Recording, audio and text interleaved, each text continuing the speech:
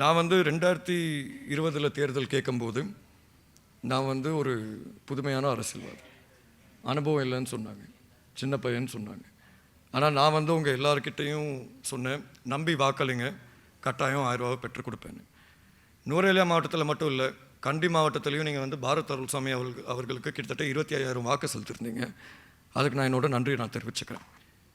அப்புறம் உங்களுக்கு தெரியும், பொருளாதார நெருக்கடி வந்துச்சு, அதுக்கப்புறம் அரசியல் நெருக்கடி வந்துச்சு, ஆட்சி மாற்றம் வந்துச்சு. வரலாறை பற்றி நான் இங்கே பேசலை. ஆனால் அவங்க எல்லாருக்கும் தெரிஞ்சாகணும், ஒரு சுலபமான பாதை இல்லை, கஷ்டங்களை கடந்து தான் நானும் வந்திருக்கேன் இந்த இடத்துக்கு. ஆனால் இந்த ஒரு வருஷம் எனக்கு இந்த அமைச்சியை பாரம் கொடுத்ததுலேருந்து என் மனசாட்சிக்கு உண்மையாக நான் எவ்வளோ வேலை செய்ய முடியுமோ வேலை செஞ்சு கொடுத்துருக்கேன். தெளிவாக சொல்லணுன்னா, கண்டி மாவட்டத்தில் நான் நினைக்கிறேன் வரலாறுல முதல் தடவை கிட்டத்தட்ட 160 மில்லியன் நிதி ஒதுக்கீடு செஞ்சுருக்கோம். இந்த அளவு நிதி ஒதுக்கீடு இது வரைக்கும் கண்டி மாவட்டத்துக்கு கிடைச்சது கிடையாது. அதே நேரத்தில் கண்டி மாவட்டத்தில் இப்போ புதுசாக ஒரு தொழிற்பயிற்சி நிலையம், எல்லாருக்கும் தெரியும், ஹாட்டனில் தொண்டமான் தொழிற்பயிற்சி நிலையம் இருக்குது. எங்களுக்கு கிட்டத்தட்ட 2500 அப்ளிகேஷன் வரும் ஒவ்வொரு வருஷமும். ஆனால் அதில் வெறுமனே ஒரு 600 குழந்தைங்களுக்கு மட்டும்தான் எங்களால் அந்த அப்ளிகேஷன்ஸை பாஸ் பண்ண முடியும். இப்போ பெரும்பான்மையான அப்ளிகேஷன்ஸ் வருது எங்கே இருந்துன்னா கண்டி மாவட்டமும் பதுளை மாவட்டத்தில் இருந்து. அதனால தான் நாங்கள் இந்திய அரசாங்கத்துக்கிட்ட பேசி கண்டி மாவட்டத்திலையும் பதுளை மாவட்டத்திலையும் புதுமையாக ஒரு தொண்டமான் தொழிற்பயிற்சி நிலையத்தை உருவாக்குறதுக்காண்டி வேலை திட்டத்தை கொண்டு வரோம். இதை நாங்கள் கொண்டு வர காரணம் மக்கள் உங்களுக்கும் தெரிஞ்சாகணும், உங்களோட அடையாளம் வெறுமனே இந்த தோட்ட தொழிலாளி மட்டும் கிடையாது. இன்றைக்கி நம்ம சமூகத்தில் கிட்டத்தட்ட 10 லட்சம் மக்கள் வாழ்ந்துட்டுருக்காங்க. இந்த 10 லட்சம் மக்களோட அடையாளமுமே ஒரு தொழிலில் தான் இருக்குது. ஆனால் அந்த தோட்ட தொழிலில் ஈடுபடுறது எத்தனை பேர்னு பார்த்தீங்கன்னா 1,15,000. நம்மளுக்கு ஒரு அடையாள பிரச்சனை இன்றைக்கி இல்லை, அன்னையிலேருந்து இருக்குது. அடையாள பிரச்சனை மட்டும் இல்லாமல் நம்மளுக்கு இருக்கிற ஒரு பெரிய பிரச்சனை, நம்மளோட சுயமரியாதையை நம்ம கட்டி காக்கணும். இன்றைக்கி நிறைய பேர் அரசியல் செய்கிறதுக்காண்டி, நான் வெளிப்படையாக அதை சொல்கிறேன், நிறைய பேர் அரசியல் செய்கிறதுக்காண்டி நம்ம மக்களை ஏலம் விட்டுட்ருக்காங்க. அதான் உண்மை.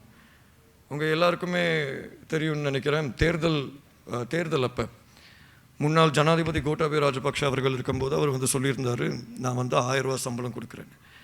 அப்போ இருந்த எதிர்க்கட்சி தலைவர், இப்போவும் அவர் தான் எதிர்க்கட்சி தலைவர், அவர் மேடை ஏறி சொல்லியிருந்தார், அவர் 1000 ரூபா கொடுத்தா நான் 2500 ரூபா கொடுக்குறேன். இப்போ நாங்கள் ஆட்சிக்கு வந்த பிற்பாடு 1000 ரூபா சம்பளத்தை வாங்கி கொடுத்தோம். அதுக்கப்புறம் எதிர்க்கட்சியில் அமர்ந்திருக்கும் தலைவர் மலையக மக்கள் இருக்காங்கன்னு மறந்துட்டார். அதான் உண்மை, அது எல்லாருக்குமே தெரிஞ்ச விஷயம்தான். எல்லாருக்கும் தெரியும், கௌரவ வடிவேல் சுரேஷ் அவர்கள்ட்டையும் நீங்கள் கேட்டு பார்க்கலாம், பசறைக்கு வரேன்னு சொல்லிட்டு வராமல் இருந்துட்டு, ஏன்னா தனிப்பட்ட பிரச்சனைகள். இவர் 1700 ரூபான்னு ஒரு தடவை தான் சொன்னார். ஆனால் 1700 ரூபாவை தவிர பல்வேறு வேலை திட்டங்களும் கொண்டு வந்திருக்காது மலையகத்துக்குள்ளார. ஆனால் அதெல்லாம் நம்ம கண் பார்வைக்கு தெரிய மாட்டேங்குது. ஏன்னா இன்றைக்கி கல்விக்காண்டி கிட்டத்தட்ட 1200 மில்லியன் நாங்கள் செலவழிச்சிருக்கோம். அது மட்டும் இல்லாமல் நுவரெலியா மாவட்டத்தில் மட்டும் இல்லை, மாத்தளை, கண்டி, குருநாகலை, காலி, எல்லா இடத்துலையும் நாங்கள் செலவழிச்சிருக்கோம். ஆனால் எல்லாருமே அவங்க கண் பார்வையில் வைக்கிற ஒரு விஷயம் சம்பளம் என்னன்னு. அதனால தான் சொல்கிறேன், இன்றைக்கி இளைஞர்கள் நிறைய பேர் இங்கே இருக்கீங்க, பெண்கள் நிறைய பேர் இங்கே இருக்கீங்க. எனக்கு புரியுது இந்த சம்பள பிரச்சனைனால பல்வேறு குடும்பங்கள் கஷ்டப்பட்டுட்ருக்காங்கன்னு. ஆனால் அரசாங்கம் மூலியமாக நாங்கள் செய்ய வேண்டியது அனைத்தையும் செஞ்சுட்டு தான் இருக்கோம். என்னை பொறுத்த வரைக்கும் எனக்கு அரசியல் செய்ய தெரியாது. உங்கள் மூஞ்சி முன்னால் போய் சொல்லிட்டு உங்கள் முதுகு பின்னால் போய் இன்னொருத்தனோட கை கொடுக்க எனக்கு தெரியாது. நான் ஒரு விஷயம் சொன்னால் கட்டாயம் செய்வேன். இந்த 1000 ரூபா சம்பள பிரச்சனையை பொறுத்த வரைக்கும் நாங்கள் சொன்னதை செஞ்சோம். 1700 ரூபா சம்பள பிரச்சனையை பொறுத்த வரைக்கும் ஒரு சட்ட சிக்கல் வந்துச்சு, அதை நாங்கள் ஏற்றுக்கிறோம்.